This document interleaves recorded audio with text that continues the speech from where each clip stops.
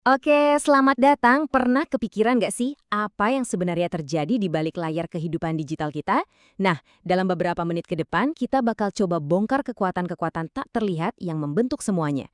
Dari debat panas di media sosial sampai ancaman cyber global. Oke, kita mulai ya. Coba dibayangin, layar HP atau laptop yang kita lihat tiap hari. Itu bukan lagi sekedar jendela buat lihat dunia luar. Sekarang, itu udah jadi semacam medan perang baru. Senjatanya, informasi. Dan yang diperebutkan, ya, perhatian kita semua. Nah, ini dia pertanyaan intinya. Dunia kita kan sekarang super terhubung ya. Kita punya akses tanpa batas ke satu sama lain. Tapi, aneh nggak sih? Kenapa rasanya kita malah makin sering berantem, makin terpecah, dan makin susah buat bener-bener ngerti satu sama lain? Oke, buat ngerti konflik digital yang gede-gede itu, kita harus mulai dari yang kecil dulu. Kita perlu lihat kamar-kamar kecil di internet, tempat komunitas-komunitas yang terisolasi itu ngumpul. Disinilah bibit-bibit konflik seringkali muncul dan tumbuh subur. Nah, inilah yang kita sebut echo chamber atau ruang gema. Dan jangan salah, ini bukan cuma soal orang-orang sepemikiran kumpul bareng loh. Ada penelitian yang nunjukin kalau di dalam echo chamber ini, bahasa mereka tuh benar-benar berubah. Cara mereka ngomong, kata-kata yang dipilih, bahkan struktur kalimatnya, semuanya mengalami transformasi yang signifikan. Nah, coba kita lihat datanya langsung ya. Di sebelah kiri kita lihat grafik tagar. Perhatiin deh, gimana tagar-tagar kayak hashtag MAGA atau hashtag election fraud itu dominan banget kan? Ini tuh bukan sekedar tagar biasa. Ini udah kayak bendera digital, simbol yang bikin identitas kelompok mereka jadi kuat banget. Sekarang, geser ke kanan. Ini namanya readability ease, atau gampangnya seberapa mudah sebuah teks dibaca.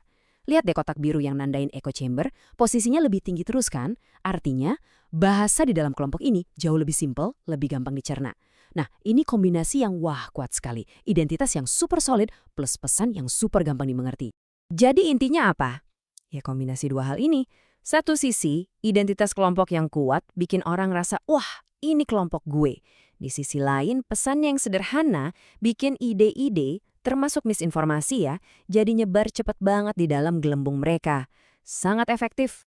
Oke, dari obrolan grup online yang skalanya mikro, sekarang kita coba lihat gambaran yang lebih besar. Konflik antar negara di dunia maya. Perang digital ini seringnya nggak terjadi gitu aja loh. Ternyata ada polanya, ada semacam playbooknya yang sering dipakai oleh aktor-aktor negara buat melancarkan serangan siber. Biar kebayang skalanya segede apa, lihat angka dari laporan Microsoft ini. 58%. Ini adalah persentase serangan siber yang disponsori negara yang asalnya dari Rusia, cuma dalam periode 1 tahun. Ini nunjukin kalau ancamannya itu benar-benar terpusat dan terkoordinasi banget. Para peneliti nemuin nih, ada model 5 langkah yang jadi kayak skenario perang siber modern. Jadi semuanya itu dimulai jauh sebelum serangannya kejadian. Pertama ada ketegangan laten ya, tensi politik gitu. Terus masuk ke pengintaian cyber. Mereka cari-cari kelemahan target. Habis itu ada peristiwa pemicu. Nah, dari situ baru deh mobilisasi cyber. Para protes dikumpulin. Dan puncaknya, yang kelima, serangan cyber dilancarkan. Model tadi mungkin kedengarannya teori banget ya, tapi ini beneran terjadi. Kita bisa lihat contoh nyatanya di kasus serangan siber besar pertama yang disponsori negara, yang menimpa Estonia tahun 2007. Polanya sama persis. Nah, ini dia ilustrasinya. Cocok banget kan sama model tadi? Awalnya ada ketegangan, mereka mindahin patung peninggalan Soviet dan itu bikin marah banyak pihak. Terus fase pengintaian, di forum-forum online berbahasa Rusia, mereka ngumpulin info soal kelemahan digital Estonia. Lanjut ke mobilisasi. Nah ini unik, mereka nggak cuma pakai bot, tapi juga merekrut peretas patriotik.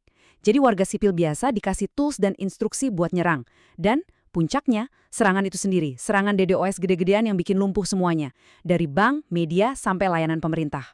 Ini benar-benar cetak biru perang siber modern. Oke, kita udah lihat masalahnya, dari echo chamber sampai perang siber. Sekarang pertanyaannya, terus solusinya apa dong? Nah, sekarang kita bahas gimana caranya kita bisa bangun pertahanan. Dan benteng pertahanan pertama itu dimulai dari kita sendiri sebagai individu. Coba deh kita lihat, ini adalah medan perang sehari-hari buat banyak orang, apalagi anak-anak muda. Mulai dari cyberbullying yang dampaknya dalam banget, hoax dan misinformasi yang berseliweran, sampai penipuan online yang bisa bikin tabungan ludes. Ini semua ancaman nyata yang kita hadapi tiap kali kita online. Terus gimana cara ngelawannya? Jawabannya, literasi digital.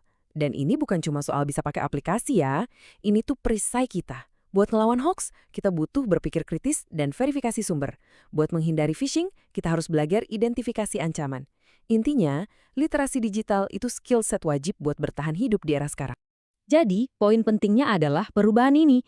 Dari yang tadinya cuma pengguna yang rentan, jadi warga digital yang proaktif dan bertanggung jawab. Literasi digital itu ngubah kita dari target yang pasif jadi pemain yang punya kekuatan.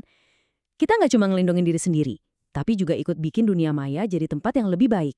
Tapi, skill teknis aja ternyata nggak cukup. Kalau kita mau bener-bener benerin budaya digital kita butuh upgrade yang lebih mendasar. Semacam upgrade buat sistem operasi kita sebagai manusia. Nah, ini dia konsep kuncinya, empati digital. Apa itu? Gampangnya, kemampuan buat ngertiin perasaan orang lain, bahkan saat kita cuma berinteraksi lewat layar. Ini soal gimana kita bertindak dan berperilaku secara etis di dunia maya. Mengingat kalau di seberang sana, ada manusia juga. Jadi, ini bukan cuma soal tahu, oh ini nggak boleh dilakuin. Aturan itu penting ya, tapi empati digital itu lebih dari itu. Ini soal membangun karakter. Biar kita otomatis pengen melakukan hal yang benar, bukan karena takut aturan, tapi karena kita peduli. Kutipan ini dalam banget ya, mengingatkan kita kalau tiap zaman punya tantangannya sendiri. Tugas kita bukan maksa generasi baru pakai cara-cara lama kita, tapi membekali mereka dengan karakter dan kebijaksanaan supaya mereka bisa menghadapi dunia mereka sendiri. Dunia yang serba digital ini. Dan akhirnya kita sampai di sini. Dunia digital itu dibangun di atas kode, di atas teknologi. Tapi masa depannya, itu akan dibangun di atas karakter. Teknologi itu cuma alat. Mau jadi apa dunia digital kita nanti, jadi tempat buat berantem terus atau tempat buat saling terhubung, itu bukan ditentukan oleh algoritma canggih berikutnya, tapi oleh karakter kita, manusia yang memakainya. Jadi, pertanyaannya buat kita semua, karakter seperti apa yang sedang kita bangun?